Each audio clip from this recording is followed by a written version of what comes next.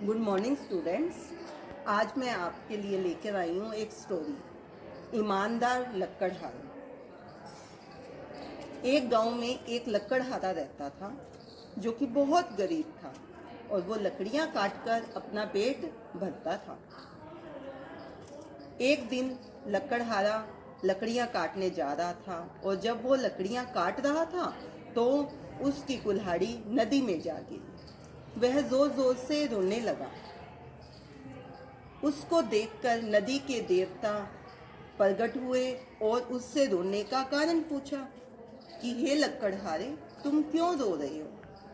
तब उसने बताया, लकड़हारे ने नदी के देवता जी को बताया, भगवान जी को बताया कि उसकी कुल्हाड़ी नदी में गिर गई है और इसलिए वह रो रहा है, क्योंकि वो लकड़ियां बेचता था शहर जाकर और उसी से उसका जीवन यापन हो रहा था।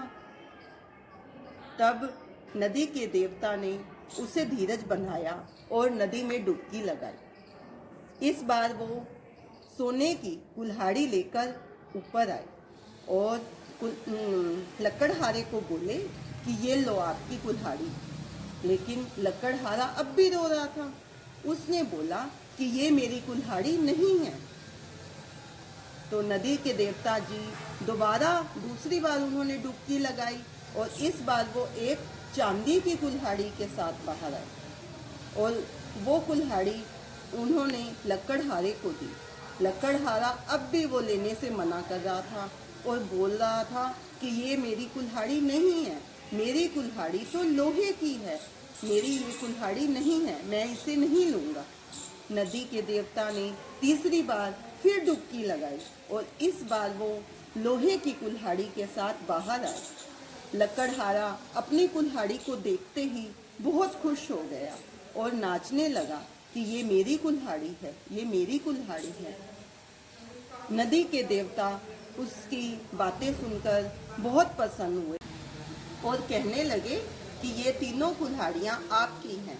नदी के देवता ने उस लकड़हारे को तीनों कुल्हाड़ियाँ, सोने की, चांदी की और लोहे की, तीनों कुल्हाड़ियाँ उसको दे दी और उसकी ईमानदारी से बहुत खुश हुए। शिक्षा क्या मिली इससे हमें?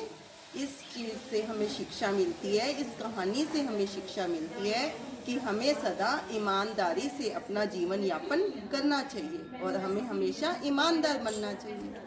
Thank you students.